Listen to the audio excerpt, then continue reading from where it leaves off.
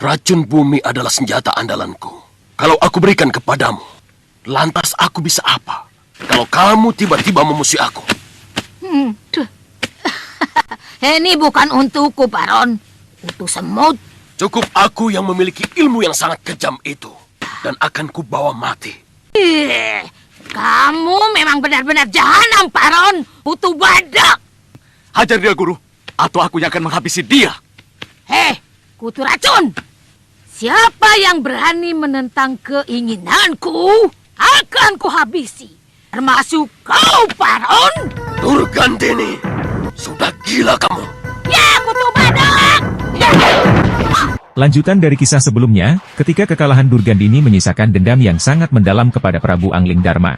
Mengingat teman-temannya yang telah tewas, Durgandini pun mencoba mengajak Ki Paronwaja bersekongkol sebab si nenek sesat tersebut mengincar ilmu-ilmu racunnya yang sangat mematikan untuk menyerang Malwapati. Namun Ki Paronwaja menjawab dengan nada tinggi dan tegas menolaknya, karena baginya tidak ada kaitannya sama sekali antara padepokan Gunung Kencana dengan kerajaan Malwapati. Hingga akhirnya amarah pun memuncak. Seketika itu Durgandini menyerang Ki Paronwaja. Akhirnya pertempuran tersebut berakhir dengan tewasnya Ki Paronwaja yang sangat mengenaskan setelah terkena hantaman pukulan ajian rengkah gunung. Kemudian Durgandini bersama kedua muridnya Sudawirat dan Lokahita langsung mencuri kitab pusaka racun milik padepokan Gunung Kencana. Kalau kita sudah sampai di Gunung Selamat, artinya kita sudah ada di Kulon, Fatma. Memangnya padepokannya di mana? Kakak tidak tahu. Saya dengar dari Bopo, ada seorang pendekar di lereng barat Gunung Ciremai yang memiliki ilmu rawa rontek. Sementara di sisi lain, anak dan menantu Ki Paronwaja yang sedang melakukan perjalanan menuju ujung kulon untuk mempertinggi kesaktiannya, di saat itu mereka tidak menyadari bahwa musibah besar telah menimpa padepokannya. Pria mitra yang ditemani Padmasari istrinya itu tetap memegang teguh tujuannya untuk bertemu dengan seseorang yang terkenal dengan kesaktiannya yang bernama Ki Darunarupa. Seorang pendekar legendaris yang terkenal akan ajian rawa ronteknya dan tidak bisa mati walau dibantai habis ketika salah satu tubuhnya menyentuh ke tanah. Pria mitra lantaran sangat berambisi untuk mendapatkan ilmu itu, demi menjadikan dirinya semakin sakti dan disegani para kaum pendekar di bumi Jawa. Dan seiring berjalannya waktu, mereka berdua pun akhirnya telah sampai di kaki Gunung Ciremai dan bertemu dengan orang tua yang tengah beristirahat di bawah pohon. Patua. Patua. Budek dia. Patua. Apa benar? Ini menuju jalan lereng Ciremai. Hei, Patua. Aku tahu kamu pura-pura tidur. Kurang ajar. Dengan nada kasar pria mitra menanyakan arah lereng Ciremai, orang tua tersebut lantas berpura-pura tidak menanggapinya sebab pemuda di hadapannya bertanya dengan sangat tidak sopan. Akhirnya timbullah keributan di antara mereka, dengan kesombongan pria mitra tidak mengetahui bahwa orang tua di hadapannya adalah mantan pendekar yang sangat sakti sekali. Sehingga di saat itu, orang tua tersebut dengan sangat mudah menaklukkan pria mitra dan Padmasari meskipun ia hanya seorang diri yang sambil duduk santai di bawah pohon itu. Apa orang tua kalian tidak pernah mengajarkan sopan santun, ha? Hormati sedikit orang yang mau ditanya. Jangan mentang-mentang kalian lebih kaya atau lebih hebat. Maafkan kami, Pak Tua. Maaf, Pak Tua. Panggil aku Aki. Namaku Aki Gobet. Rupanya kalian pernah mendengar namaku. Setelah orang tua tersebut menjelaskan namanya, pria mitra pun terkejut karena ia pernah mendengar sosok Aki Gobet yang ada di hadapannya itu. Dahulu kala semasa Bopo pria mitra masih hidup yang bernama Kalawardana pernah bercerita, bahwa ada pendekar yang sangat sakti dari ujung kulon tanah Pasundan.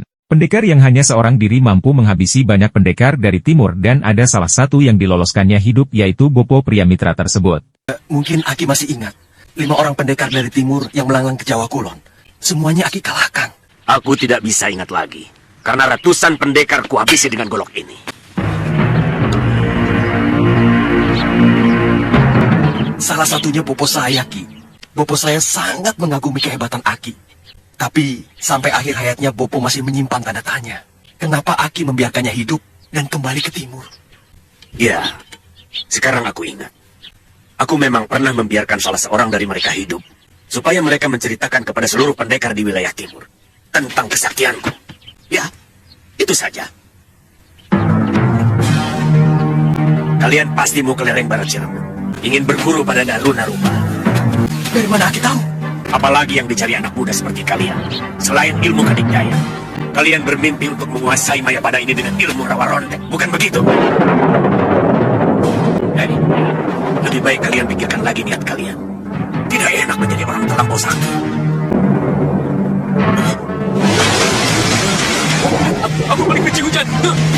Entah mengapa Aki Kobet, orang yang sangat sakti itu, takut sekali dengan air hujan. Dengan secepat mungkin ia berlari menuju pulang.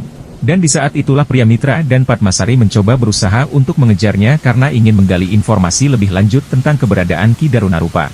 Hujan yang sangat deras mengiringi langkah mereka berdua hingga sampailah di depan halaman gubuk kecil Aki Kobet. Di sana mereka pun akhirnya dipersilahkan masuk untuk berteduh di kediaman gubuk kecilnya itu, kemudian sambil menceritakan ajian rawa rontek yang tengah diincar Priamitra tersebut. Satu-satunya orang yang tidak bisa aku, Ki Darunarupa, karena ajian rawa ronteknya. Dan dia pun tidak bisa mengalahkan aku. Akhirnya kami berteman. Ayo, silakan dimakan.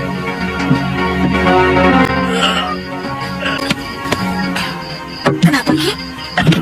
Dan di malam itu, tiba-tiba saja Aki Kobet mengalami kesakitan pada sekujur tubuhnya.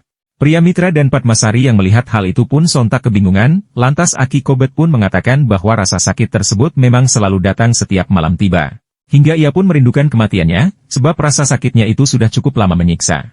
Umurnya yang menginjak 120 tahun lebih itu tidak bisa dibohongi lagi, bahwa sesakti ilmu apapun tak akan pernah mampu melindungi diri seiring bertambahnya usia karena raga yang semakin rapuh. Pada akhirnya, ilmu kedikdayaan macam apapun tidak bisa melindungi siapapun dari ketuaan umur. Dewa, dewaku, cabutlah nyawaku ini. Sakit. Minum, Ki. Kemudian di keesokan harinya, Priamitra dan Padmasari pun berpamitan dengan Aki Kobet untuk melanjutkan perjalanannya menuju puncak Ciremai. Aki Kobet pun mengingatkan mereka berdua, bahwa memiliki ilmu yang mahasakti kebal tak tertandingi itu harus siap menerima resikonya. Tidak menutup kemungkinan di akhir hayat nanti akan mengalami penderitaan nasib yang sama seperti Aki Kobet tersebut. Kendati demikian, Priamitra dan Padmasari pun tetap bertekad berguru kepada Ki Darunarupa untuk mendapatkan ilmu rawa rontek itu. Kalian sedang menyongsong penderitaan yang panjang. Jangan takut, Nini. Tenang. Itu semua tergantung bagaimana kita nanti. Selamat tinggal, Ki. Ayo.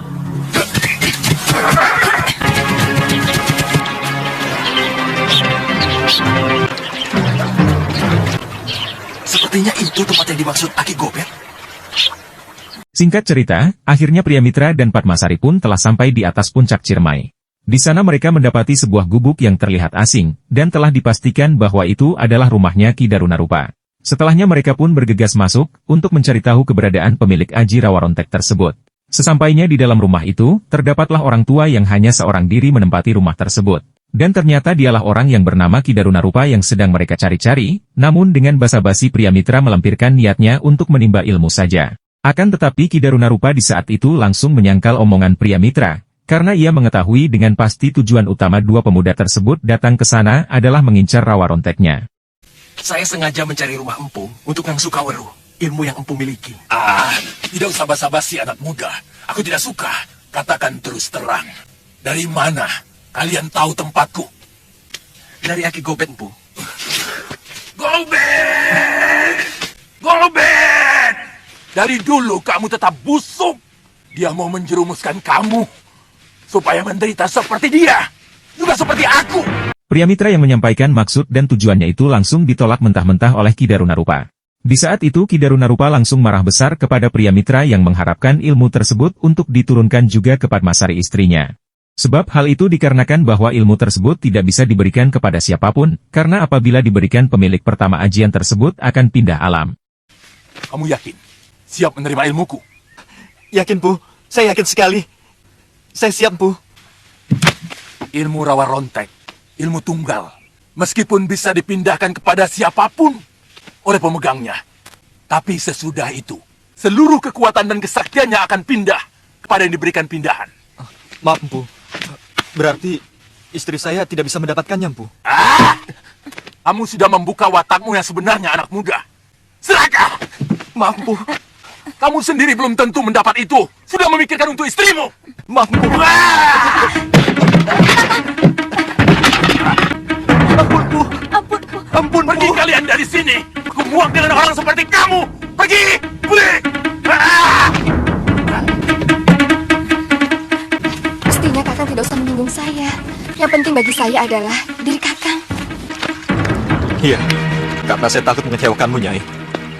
Setelah diusir, pria mitra pun tetap bersikeras berada di sana sampai kemarahan Ki Darunarupa reda dan mau memberikan ajian rawa ronteknya tersebut. Dengan sabar mereka mau menunggu di depan halaman rumahnya, hingga batas waktu yang tidak diketahui entah sampai kapan. Dan tibalah pada suatu malam, terlihat Ki Darunarupa duduk bertapa lalu memantapkan dirinya untuk berserah diri kepada Sang Pencipta bahwa jika ajalnya memang akan segera tiba. Maka ia berpikiran segera memberikan ajian tersebut kepada pria mitra, dengan berpesan padanya supaya ilmu itu tidak disalahgunakan untuk jalan kesesatan. Kalau benar anak muda itu yang ditunjuk untuk menjadi pewaris ilmu leluhur kita, saya rela melepaskan. Saya sudah siap menyongsong kematian saya. Sudah terlalu lama saya menderita.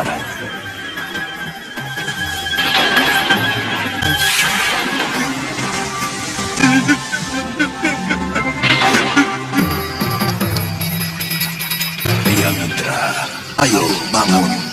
Sekarang rasanya. Ayo bangun. Ayo. Pergilah ke belakang rumahku.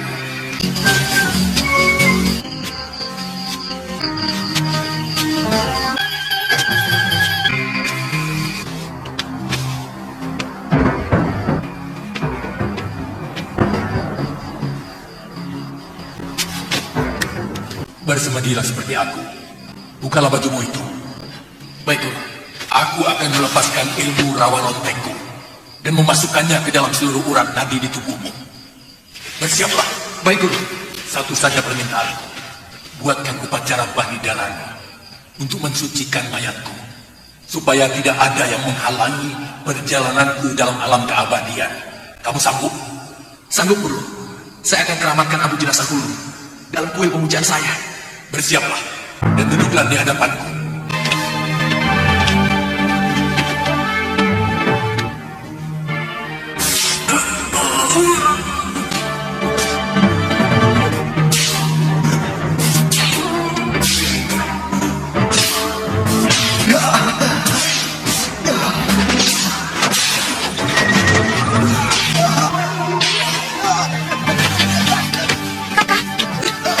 Setelah melakukan ritual penyaluran ilmu rawa rontek itu, pria mitra pun kembali di posisi tidurnya. Dan ternyata peristiwa tersebut terjadi di alam mimpi yang tidak disadarinya, dan di saat itulah pria mitra telah menerima ajian rawa rontek sepenuhnya. Untuk memastikan atas mimpinya itu, pria mitra dengan segera langsung melihat keadaan Ki Darunarupa. Dan hal itu ternyata memang benar adanya yang terjadi di alam mimpi adalah nyata. Ki Darunarupa pun telah tiada setelah mewariskan ilmu tersebut. Pria mitra, kamu telah mewarisi ilmuku. Lakukan janjimu untuk menyelamatkan abu mayatku. Mengingat wasiat yang ada di mimpinya itu, akhirnya upacara pembakaran jasad dilakukan oleh pria mitra dan Padmasari sebagai bentuk penghormatan terakhir kepada Ki Darunarupa. Beliau telah tewas, Padma. Sekarang kita selenggarakan upacara kita Sangskara untuk menghormati orang sakti ini.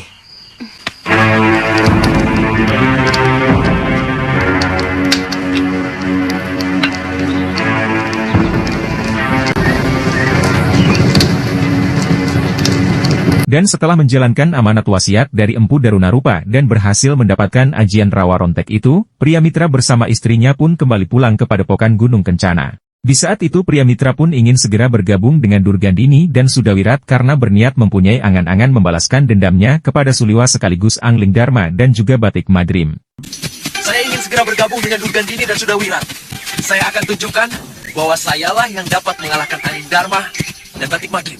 Sesampainya di Padepokan, mereka langsung dikejutkan dengan apa yang telah terjadi di sana dengan kondisi Padepokan yang sudah porak-poranda dan guru sekaligus mertuanya Ki Paronwaja telah tewas secara mengenaskan.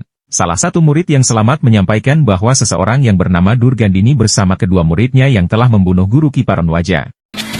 Vinandaka, kenapa bisa jadi begini? Hampir seluruh Padepokan dibantai dengan sangat kejam. Siapa yang melakukan? Durgandini dan seorang anak muda. Kemarahan pria mitra pun langsung berkecamuk di dalam dirinya, yang ada pada pikirannya di saat itu sangat kacau sekali. Melihat kelakuan Durgandini beserta Sudawirat, orang yang rencananya akan ia ikuti ternyata benar-benar berjiwa iblis. Terlebih lagi mengingat Lokahita adik kandungnya yang telah berada di jalan kesesatan Durgandini dan Sudawirat. Pikiran balas dendam kepada Suliwa serta memusuhi orang-orang Malwapati di saat itu langsung lenyap seketika dalam benak pria mitra. Pemuda itu Sudawirat. Pasti dia. Kakang pernah menceritakan kekejaman yang dilakukannya di Padepokan Jagat Saksana. Ya, kelakuan busuk boponya telah mengalir dalam dirinya. Kamu tahu apa yang sangat aku cemaskan saat ini? Adikku, karena dia mulai jatuh cinta kepada Sudawirat. Setelahnya Pria Mitra dan Padmasari pun langsung bergegas melihat kondisi tempat penyimpanan kitab racun dan pusaka Gunung Kencana. Di ruangan tersebut mereka langsung dikejutkan dengan hilangnya semua kitab-kitab penting perguruan, yang salah satunya adalah ilmu racun Kawah Merapi yang sangat berbahaya. Mereka mencuri kitab ilmu racun, Kang. Ya, ini pasti ada kaitannya untuk penyerangan Malwapati. Pasti. Pawana, Ya, kenapa saya jadi lupa pada anak kita, Padma? Kemana dia, Padma? kita cari dia sampai ketemu, Kang. Dan di saat itu Pria Mitra dan Padmasari pun sampai terlupa akan keberadaan anak sematawayangnya yang masih kecil, karena kedatangannya yang langsung disambut dengan kepanikan luar biasa. Hingga mereka pun menjadi tambah kebingungan atas hilangnya Pawana anaknya. Sementara di sisi lain, putra Pria Mitra dan Padmasari itu ternyata telah diselamatkan oleh pendekar Jompo Sudamani. Entah dengan maksud dan tujuan apa Sudamani membawa kabur anak itu, dan kemungkinan saja ia pun ingin menjadikan Pawana sebagai murid serta juga sebagai teman hidupnya. Karena Sudamani yang sudah semakin jompo itu kini hanya hidup sebatang kara di dalam sebuah gubuk kecilnya yang terpencil. Weleh. Rupanya penciumanmu lebih tajam dari pendengaranmu. Pawana, ayo bangun. Cuci muka terus sarapan. Makananmu sudah tersedia. Ayo. Masih dingin, kek. Seorang calon pendekar tidak boleh takut sama dingin. Dingin itu harus dilawan. Ayo. Ya.